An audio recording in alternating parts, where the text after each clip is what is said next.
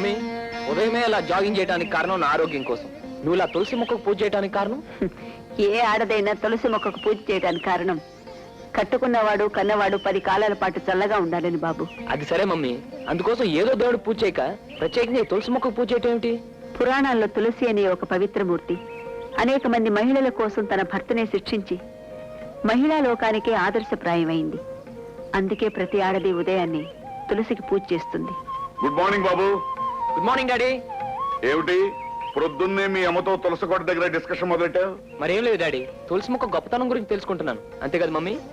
అది సరే గాని నీకెన్నిసార్లు చెప్పానురా ఆ ఇంగ్లీష్ లో మమ్మీ మమ్మీ అని పిలవద్దని. నోరారా అమ్మా అని పిలు, నాకు అదే ఇష్టం. అలా పిలిచినందుకు సారీ అమ్మా, ఇంకెప్పుడు అమ్మా అని పిలుస్తానుగా. ఏమని పిలిచాడన్నది కాదో ప్రశ్న, ఎంత ఆప్యాయంగా పిలిచాడన్నదే ప్రశ్న. సరేలేండి, ఇక మీరు ప్రశ్నలు మొదలుపెట్టి ఆలోచన చేయకండి. త్వరగా రండి, టిఫిన్ చేద్దరు గాని. అలాగే రా బాబు. వాడు మన బిజినెస్ లో పెట్టుబడి పెడతాడా లేదా అన్నది ప్రశ్న కాదయ్యా, డాలర్స్ రూపంలో పెడతాడా లేదా అన్నదే ప్రశ్న. అవునయ్యా, లేకపోతే మనకి ఎక్స్చేంజ్ ప్రాబ్లం వస్తుంది. Just minute. ఎవరు? బెనర్జీయా? ఏంటి వెంటనే బయలుదేరావాలా? అలా అయితే ఒక పని చేస్తాను, నేను ఈ పూట సింగపూర్ బయలుదేరి వెళ్ళి అక్కడ మన వాళ్ళతో డీల్ ఫినిష్ చేసుకుని అడ్డించి అంటే దుబాయ్ బయలుదేరి వస్తాను. ఓకే? అలాగే. డాడీకి మళ్ళీ ఫారెన్ ట్రిప్ వచ్చినట్టుంది. ఆయనకి ఇదేం కొత్త బాబు, నెలకి 20 రోజులు దేశాలు పట్టుకుని తిరగటమే. ఓకే ఏమో, అలా తిరిగి శ్రమ పడుతున్నాను కనుక ఈ రోజు ఈ సిటీలో నెంబర్ 1 బిజినెస్ మ్యాగ్నెట్ గా ఉన్నాను. అసలు ఎలా తిరుగుతున్నాను అన్నది ప్రశ్న కాదు, ఎందుకు తిరుగుతున్నాను అన్నదే ప్రశ్న. కరెక్ట్ డాడీ, నీకు ప్రశ్నలు తప్ప జవాబులు ఉండవా? వేయబోయి నువ్వు ప్రశ్న, నేను జవాబు చెప్తాను. ఎప్పుడో మీరు జవాబు చెప్పలేని ప్రశ్న వేస్తాడు, ఆ తర్వాత మీకు జవాబు ఉండదు, ప్రశ్న ఉండదు. ముందు తినండి. ఏమిటి ఇడ్లీయా? ఇడ్లీలో కారపొడి నెయ్యాలంటే నేను తిన్నా.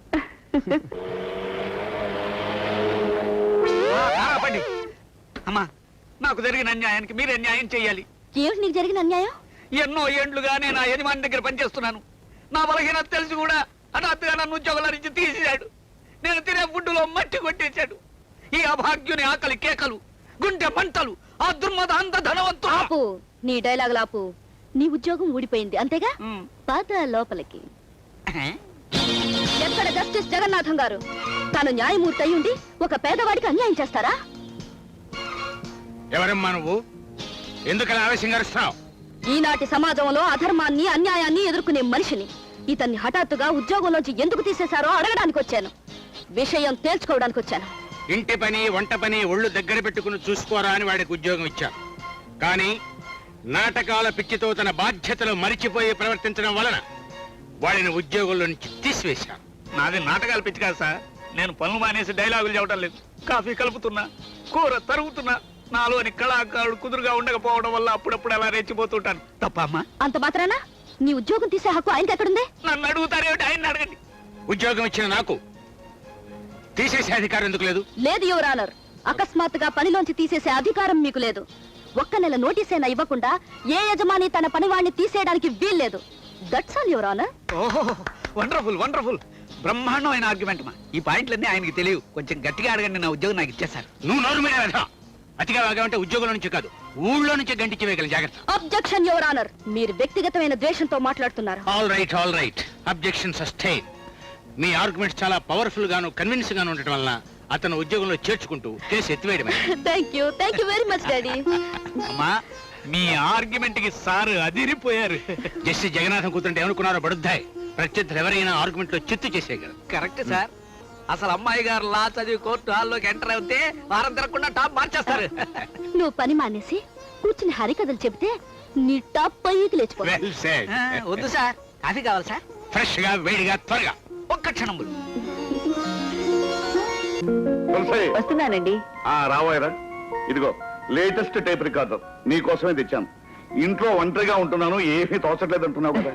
నిజంగానేనండి. భర్త వ్యాపారం అంటూ దేశాలంటూ తిరుగుతుంటేను, కొడుకు చదువు కాలేజ్ అంటూ బయట తిరుగుతుంటేను నాలాంటి ఆడదానికి నిజంగా ఏమీ తోచదండి. అందుకే కదా తీసుకొచ్చాను. ఇది నచ్చలేదంటావా? చెప్పు, రేపు దుబాయ్ వెళ్ళినప్పుడు నీకేం కావాలంటే తీసుకొస్తాను. నాకు తోచడానికి తోడుగా ఉండటానికి తీసుకురావాల్సింది ఇది కాదండి, ఒక చక్కని కోడల్ని. అదేమిటో, వాడు లాపాస్ అవ్వాలి, పెద్ద లాయర్ కావాలి, దేశం అంతా చెప్పుకునేంత పేరు తెచ్చుకోవాలని పట్టుపట్టిందనివి వాడికి అప్పుడే పెళ్ళంటావేంటి? నా ఆశయం వాడు ఎలాగో తీరుస్తాడు. కానీ ఆ తర్వాతైనా వాడి పెళ్లిని గురించి మనం ఆలోచించాలి. అన్నీ ఉంది. ఎప్పుడు కావాలంటే అప్పుడు ఆంధ్రాంతో చెడామడా తిరిగేసి ఓ పిల్లని తీసుకొచ్చి వాడికి పెళ్లి చేసేస్తే సరే. డాడీ రాబోయరా, ఇప్పటి వరకు మీ అమ్మ నేను నీ గురించే మాట్లాడుకుంటున్నాం. నీకు వెంటనే పెళ్లి చేసి కోడల పిల్లని తెచ్చుకుని ఎదురుకుండా కూర్చోబెట్టుకుని కాలక్షేపం చేయాలని మీ అమ్మ కోరిక. అందుకని అర్జెంటుగా నీకు ఓ సంబంధం చూసి. మీరు శ్రమపడి నాకు సంబంధం చూడటం ఏమిటి డాడీ? అంటే మాకు తెలియకుండానే నువ్వు ఎవరైనా అమ్మాయిని చూసుకున్నావుంటే మన సంగతి చెప్పే కదట. తులసి, ఈ విషయం వాడు నేను డిస్కస్ చేసుకున్నా కానీ ఈ లోపుగా నువ్వు వెళ్ళి విస్కీ బాటిల్ సోడాలు గ్లాస్ పట్టు. ఒరే బాబు, నీకు నచ్చిన పిల్ల ఎవరైనా ఉంటే ధైర్యంగా మీ నాన్నతో చెప్పి, ఆయన కాదన్నా నేను పట్టుబట్టి మీ ఇద్దరు పెళ్లి జరిపిస్తాను. అలాగే ముందు వెళ్ళి విస్కీ బాటిల్ తీసుకురా. కమా. ఇప్పుడు చెప్పరా బాబు, ఎవరైనా అమ్మాయిని కన్నా ప్రేమించావా? ప్రేమించావంటే ఇంచుమించు అలాంటి పనే చేశాను అనుకో డాడీ. కాకపోతే ఇదిగో, ప్రేమ విషయంలో దక్కకూడదు. ఎవరిని ప్రేమించావు అన్నది కాదు ప్రశ్న, ప్రేమ విషయంలో ఎంత తెగించావు అన్నదే ప్రశ్న. అప్పట్లో మీ అమ్మను నేను ఎంత చండ ప్రచండగా ప్రేమించానో తెలుసా? అంటే అమ్మను నువ్వు ప్రేమించి పెళ్లి చేసుకున్నావా డాడీ? మరేమనుకున్నావా? మీ అమ్మ కోసం గోడలు దూకేవాడిని. ఇదే దినచర్యగా పెట్టుకున్నానని మీ తాతయ్యకి తెలిసి గోడలకి గాజు బెంకులు పెట్టించాడు. దిక్కుమాలిన కుక్కల్ని కాపలా పెట్టాడు. అయినా దగ్గర గాజు బెంకులు గీసుకుపోతున్నా, కుక్కలు పిక్కలు పెట్టినా, జంకు గంకు లేకుండా, నదులు బెదులు లేకుండా వెళ్ళి మీ అమ్మను కలుసుకునేవాడు. ఆఖరికి పెళ్లి విషయం తాతగారితో ఎలా మాట్లాడావు డాడీ? ఏముంది, ఒకరోజు పూనకు వచ్చి మీ అమ్మ చేయించుకుని సరాసరి వాళ్ళ బాబు దగ్గర తీసుకెళ్లాను. మా పెళ్లి చేస్తావా చస్తావా అని రెచ్చిపోయాను. బాబు ఆయనకి చావడానికి ఇష్టం లేదులే ఉంది. మా ఇద్దరు పెళ్లి చేశాడు. అందుకని ప్రేమ విషయంలో తగ్గకుండా ధైర్యంగా నాలాగా పెళ్లికి ప్రొసీడ్ అయిపోవాలి. బాబు మురళి, ప్రేమ పెసరట్టు అంటూ ఏవేమో కోసేస్తున్నారు. ఆయన మాటలు నమ్మావంటే అంతే. అంటే నాన్న చెప్పిందంతా నిజం కాదంటావమ్మా? అవునరా బాబు, వాళ్ళ నాన్నగారితో పెళ్లి చూపులకొచ్చి పిత్తరు చూపులు చూశారు. మా నాన్నగారు పలకరించబోతే గడగడా ఉడిగిపోయి ఒళ్ళంతా చెమటలు పెట్టి ఆ గుడ్డలు. సర్లేవాయ్, అప్పుడు నేను చేద్దాం అనుకుని చేయలేకపోయినవన్నీ కనీసం అబ్బాయినా చేస్తాడేమో నేను చెప్పాను. అలా చెప్పండి. అయినా నేను ఏం చెప్పాను అన్నది కాదు ప్రశ్న, అబ్బాయి ఏం చేస్తాడు అన్నదే ప్రశ్న. కరెక్ట్ కదా? అయితే ప్రొసీడ్. రేఖ, రేఖ, కమా. ఏమిటి హడావుడిగా వచ్చా? ఇప్పుడు అర్జెంట్ గా మీ ఇంటికి వెళ్ళాలి. మా ఇంటికా? ఎందుకు? మీ నాన్నగారిని కలవాలి. కలిసి మన ప్రేమ విషయం ఆయనకి చెప్పేయాలి. మై గాడ్, హఠాత్తుగా ఇలా ఆవేశపడిపోతున్నావేంటి? ప్రేమ విషయంలో ఆలస్యం పనికిరాదన్నారు పెద్దవాళ్ళు. అందుకే ధైర్యంగా అర్జెంట్ గా చెప్పేయాలి. కమా. అది కాదు. ఇక నువ్వేం మాట్లాడకు. ఇప్పుడు మనం వెళ్తున్నాం, మీ నాన్నగారికి చెప్పి తీరుతున్నాం. తప్పుదంటావా? తప్పదు. రేఖ, మీ నాన్న అరవటాలు కరవటాలు చేసే కోపిష్టి టైప్ కాదు కదా? ఏ టైప్ అయితే నీకెందుకు? ధైర్యంగా మాట్లాడేసాయి. మాట్లాడడం ఏమిటి?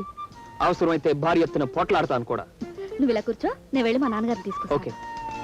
ఓరోరి దుర్యోధన దుశ్శాసన హతకులారా, అగ్రజుడంబుగాక. నువ్వు గొప్ప ఆర్టిస్ట్ కదా? అందులో డౌటే ఉందమ్మా. అఖిలాంధ్ర ప్రేక్షకులు ఒప్పుకున్నారు నేను చండ ప్రచండ నటుణ్ణని. ఇప్పుడు నువ్వు నేను చెప్పినట్టు నటించి నీ ప్రతిభ ఏమిటో నిరూపించుకోవాలి. చెప్పండమ్మా. నా వల్ల కాదు. రాముడు వేషం వేస్తాను, దేవుడు వేషం వేస్తాను, రంభ వేషం వేస్తాను. చూసేవాళ్ళు ఎవరన్నా ఉంటే ఆడామగా కాని వేషం అయినా వేసేస్తాను. కానీ మీరు చెప్పిన వేషం నా వల్ల కాదు. వేరే ఎవరినన్నా చూసుకోండి, అంతే. నేను చెప్పినట్లు చేయకపోయావో నీ ఉద్యోగం ఊడిపోతుంది. అంతేకాదు, నువ్వు ఎక్కడ స్టేజ్ ఎక్కి నాటకం ఆడినా కిరాయి వాళ్ళని పెట్టి కుళ్ళిపోయిన కోడిగుడ్లు కాంకర్రాళ్ళు విసిరేలా చేస్తాను. అమ్మా, మీ మూలంగా ఆంధ్రదేశం ఓ ఉత్తమ కళాకారుని కోల్పోతుంది. కళ నా ఊపిరి, నాటకం నా ప్రాణం. సరే, మీరు చెప్పినట్టే చేస్తాను. ప్రాణాలకి తెగిస్తానమ్మా. ఓకే? కావలసిన కాస్ట్యూమ్స్ అన్ని వేసుకుని బ్రహ్మాండంగా తయారై దున్నేయాలి.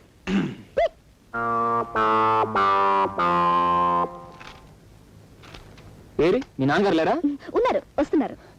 ఏదేమైనా రేఖ, నాకు ఒక చిన్న ఉనికి లాంటిది పుట్టుకొస్తుంది. వణుకులేదు, తడుపులేదు, తడుతున్నాడు. Hi daddy. Hello baby. ఈ అబ్బాయి గారు ఎవరు? అబ్బాయి గారు అంటావేంటి డాడీ? నీకంటే చిన్నవాడేగా. కరెక్ట్ కరెక్ట్, గాడు అనాలి. ఈ అబ్బాయి గాడు ఎవడు? అదే డాడీ, నేను చెప్పాను చూడు, మురళీకృష్ణని. నమస్కారం. నమస్తే నమస్తే. ఏమిట్రా ఇలా వచ్చావు? అదేనండి, మీతో కొంచెం మాట్లాడదామని. నాతో మాట్లాడడానికి ముందు నేనెవరో తెలుసా? సింహాన్ని. సింహాన్ని. అదేంటి సార్, అచ్చు మనిషిలాగా ఉన్నారుగా? ఏయ్, జోకులేకు. ఈ జస్టిస్ జగన్నాథం పేరు చెబితేనే కోర్టు గోడలు గసగస ఉనికిపోతాయి. నేను అసలు సుత్తి పట్టుకుంటే ప్రేక్షకులు మొత్తం అదిరిపోయేటట్టు సుత్తి కొట్టగలను అది కదా డాడీ ఇంతకీ అసలు విషయం మధ్యలో అడ్డం నాకు బేబీ ఆర్డర్ ఆర్డర్ నా గురించి తెలిసిన వాళ్ళందరూ నన్ను సుత్తి జగన్నాథం అంటారు యూనో అవునండి మీ మాటలు బట్టి అలా అనడం కరెక్టే అనిపిస్తుంది. నీకు కరెక్ట్ అనిపిస్తే ఎంత అనిపించకపోతే ఎంత కమ్ టు ది పాయింట్ అసలు ఎందుకు వచ్చావు నువ్వు ఇక్కడికి మరేం లేదు సార్, నేను మీ రేఖ ప్రేమించుకున్నాం. ఏ? Is it? మీకు వేరే పనులు లేవా? చదువుకోండ్రా అని కాలేజీలకి పంపిస్తే ప్రేమించుకోవడాలు తండ్రులకి చెప్పటాలు ఎంత ధైర్యం ఈ జస్టిస్ జగన్నాథానికి. చట్టాలు సెక్షన్లు తప్ప ప్రేమలు దోమలు అంటే ఒళ్ళు మంట యునో. అంటే మీరు ఎవరిని ప్రేమించలేదా సార్? ప్రేమిస్తున్నాను, ఇంకా ప్రేమిస్తూనే ఉంటాను. నా వృత్తిని ప్రేమించాను, నా సొత్తిని ప్రేమించాను. డాడీ మీరు పడవలసిన దానికంటే ఎక్కువ ఆవేశపడుతున్నారు. Yes baby yes you are right. ఇప్పుడు కాసిన బిస్కెట్లు ఒక టీ తాగితే ఆయాసం తగ్గుతుంది.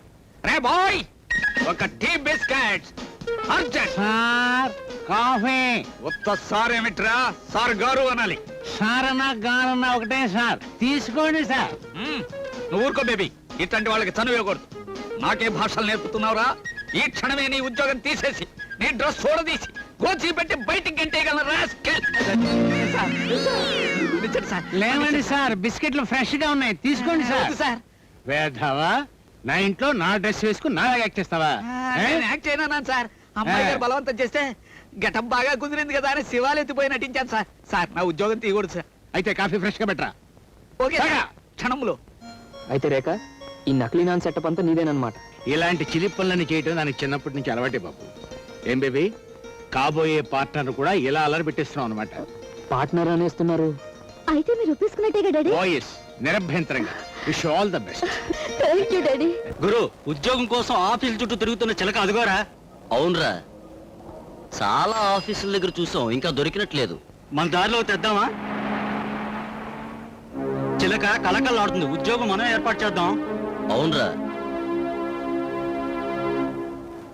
మేడం, మీరు జాబ్ కోసం ట్రై చేస్తున్నారా? అవునండి.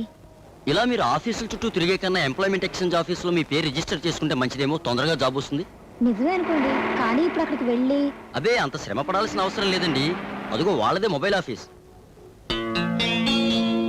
రండి.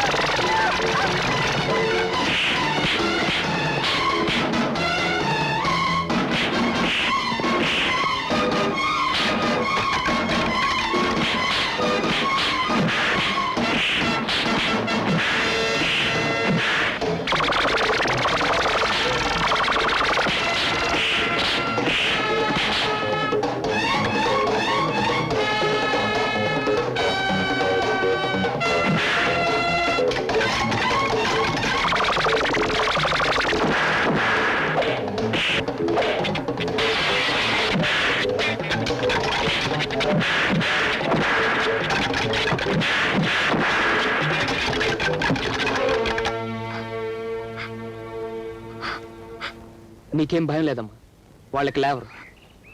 మీరు సమయానికి వచ్చి రక్షించకపోతే నేనేమైపోయేదాన్నో. ఒక అన్నలా వచ్చి రక్షించినందుకు చాలా కృతజ్ఞరాల్ని. అది సరేనమ్మా, నువ్వు వాళ్ళ చేతుల్లో ఎలా చిక్కున్నావు? అమ్మ తప్ప నాకు ఈ లోకంలో ఎవ్వరూ లేరు. ఆవిడ చూపు లేని మనిషి. అమ్మని పోషించుకోవడం నా బాధ్యత. అందుకని ఉద్యోగం కోసం తిరుగుతుంటే వాళ్ళు జాబ్ ఇప్పిస్తామని మోసం చేశారు. డబ్బు మదంతో ఉన్న ఇలాంటి వాళ్ళకి ఇది ఒక పెద్ద హాబీ అయిపోయింది. పదమ్మా, మీ ఇంట్లో డ్రాప్ చేస్తాను.